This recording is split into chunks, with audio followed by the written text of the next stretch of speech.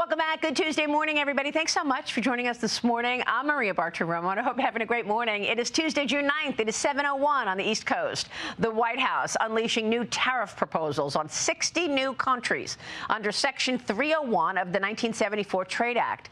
Those countries, including the European Union, could see imposed duties of between 10 and 12.5% over forced labor laws, arguing American workers are competing on an uneven playing field. Joining me now is the United States Trade Representative Jamieson Greer. Jamieson, great to have you. Thank you so much for being here this morning.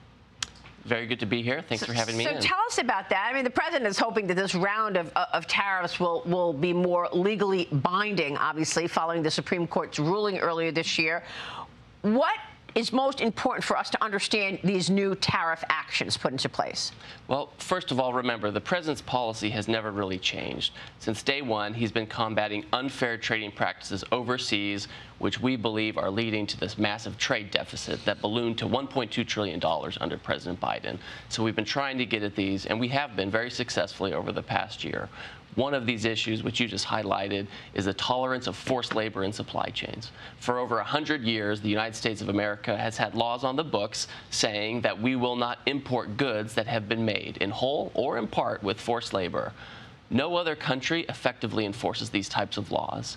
A handful of countries have these laws, but don't actually implement them. The European Union, for example, they passed a law, but it doesn't take effect until 2027. So we have all these countries in the world that allow goods made with forced labor into their countries. America doesn't do that. Our companies have to comply. We seize containers at the border.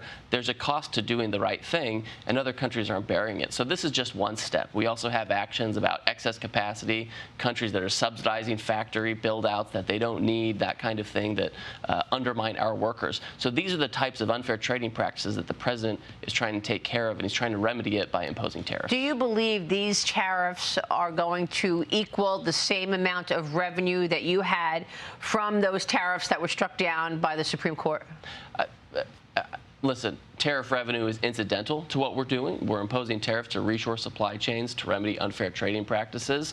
My sense is that if these tariffs go through on forced labor, and if there are other tariffs that are proposed, is it will probably be quite similar in terms of revenue. Again, that's not the primary mover. It's the mover is we are trying to identify and eliminate trade practices, reshore jobs, and get the deficit down. That's really an important point. So thank you for making it. The priority is the priority, and regardless of what the revenue is. Now, I want to ask you about the European Union. I spoke with your colleague, Treasury Secretary Scott Bessent, on this last week about this deal that is still pending. And here's what he told me. Watch. Right after the Supreme Court decision, was the president planning on any changes in terms of the tariffs? So what's going to expire is what's called the Section 122. It's a kind of an emergency 5-month authority that would put on. It's a 10% global tariff. And along with that, we have existing 301s and 232s. So what's happening now is Ambassador Jamieson Greer, U.S. Trade Representative, is doing studies Section 301, and if those studies are successful, those 301s will get recalibrated to the exact level of the trade deals we had with the countries. So the issue on Europe is he said that there was a 15% tariff, and you're waiting on Europe to agree to that. Where does that stand, Jamieson? So we made a deal with Europe last summer. That deal is very precise, and the expectation is that the United States is allowed to have a 15% tariff on the European Union, and the European Union in return is going to reduce their tariffs on industrial goods to zero, give American farmers some duty-free quotas for key agricultural products, and importantly, change a bunch of burdensome EU regulations that in some cases have targeted U.S. companies or really just made trade very difficult. And the European Union, they are passing a bill to deal with the tariff element of this, and that's proceeding through their parliament. However, with respect to some of the non-tariff barriers or burdensome regulations, we haven't seen a lot of flexibility on that yet, even though they've promised it. So I just saw my counterpart last week when I was in Europe to talk to him about this. I'm in constant contact with our ambassador ambassador in Brussels, and we're pushing really hard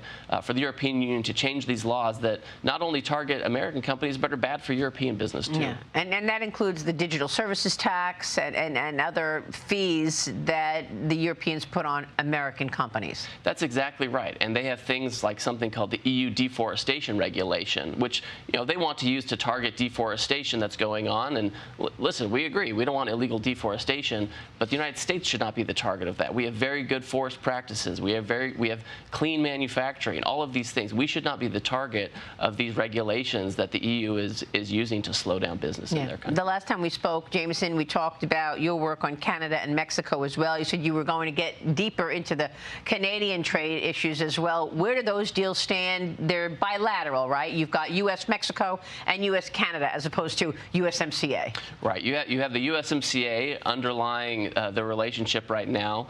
We've seen a lot of flaws in that. We've seen our deficit go up with both countries over the years that USMCA has been in place, so we're trying to fix the flaws in that program. We're dealing with Mexico on a bilateral basis, Canada on a bilateral basis. I've had a team conducting formal negotiating rounds with Mexico. We were down in Mexico a couple of weeks ago. They're coming here next week. We're talking about how to improve the rules to make sure that if there's a good that's going back and forth across the border between the United States and Mexico and getting some special preferential treatment, that it's actually made in the United States and or Mexico, and it's not just made with a bunch of stuff from China or Vietnam. So we're trying to change those rules, we call them rules of origin, to make sure that people aren't using Mexico as a third country hub. We would expect the same for Canada when we are able to get to some kind of an arrangement with them. Right now they have a different approach to the United States. They have some retaliatory tariffs still in effect, and that makes it a problem for us to negotiate. Well, all of this is so important with regard to China, because you look at Mexico and you think, well, how did these products come in from China? And then you realize, okay, well, they're dumping products in other countries and getting them in another way. China is, and all of these cheap products undermining U.S. companies. You were just in China for the meeting with Xi Jinping. What was your takeaway there? Do you feel that you can actually bend the curve here and affect change with regard to communist China dumping its products in America at cheap prices? Well, the first thing to keep in mind is if you look at what's happened over the past year and a half, the United States of America has reduced its trade deficit in goods with China by over 30%, 30. So that was, in absolute terms, that was $130 billion last year. That's a huge change in only 1 year.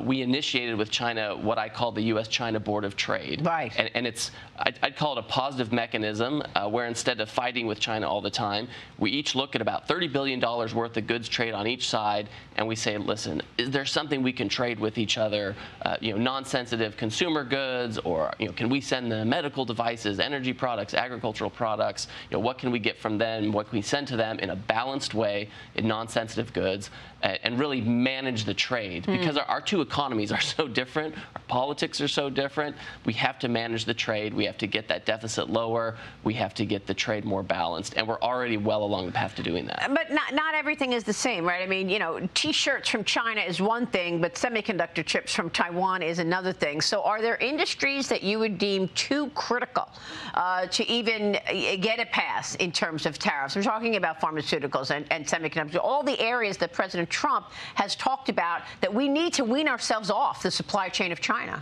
You're exactly right. So we're already doing this. We have what we call Section 232 tariffs. These are national security tariffs. We have them in the auto and auto parts supply chain. We have it in pharmaceuticals. We have it in semiconductors. We have it in steel, aluminum, copper, timber. All of these areas that are critical supply chains, these apply to China as a general matter. There are some areas in there where the coverage is more limited, but these are things that we want to be making here in the United States, or if we're importing them, we want to be importing them from countries that are more trusted trading partners. What is your timeline in terms of critical minerals? When could you expect, when should we expect that we would actually be doing this, producing and refining these critical minerals that are so critical for the military and our technology needs, et cetera? When could we actually expect that that would be done at home? every government agency with any equity in the critical mineral space is acting. Everyone's being a real policy entrepreneur right now. We have the Ex-Im Bank that has started, and the Development Finance Corporation. They have started a vault. Where they Project Vault. Exactly, right, sure. where they're buying up any available critical minerals. We have the Departments of Commerce, War, and Energy putting money into new mines in America, new processing facilities, and new downstream manufacturing to make projects that are on the cusp of being economically viable, making them economically viable. So we actually have magnets rolling off the line in South Carolina. We have a new discovery of heavy rare earths in Utah. So we're moving along quickly. Now, there are 60 critical minerals, and so some of them are on different timelines. Some were much closer to having independence with us and with allies. Others might take some years. Yeah, so some years. We're still some, because when you think about, China continues to undermine the United States on so many levels, because they do, whether it's cyber attacks or other things, surveillance, nonstop surveillance. You can't really say, well, we're going to decouple from communist China because of all of this bad behavior, because we need their supply chains. Well, and listen, the president has never said we're going to decouple. Right. What we've said is we have to manage this trade. We're always going to have some trade with China. Right now, we are importing critical minerals and rare earths and other things from them, but we have some really ambitious projects that are going into place right now, not just in America. We're doing it in tandem with Australia. We're doing it with countries like Malaysia, even Brazil, where sometimes we have some tension. We have mines there that we're exploring with Brazilian partners. So I think a lot of this is going to happen quickly. Yeah, it's very important, the partnerships that the president has put in place with all of those countries. It's true. Jamieson, it's great to have you this morning. Thank you. Thank you very much. We so appreciate you and your leadership. Jamieson Greer. Stay with us. We'll be right back.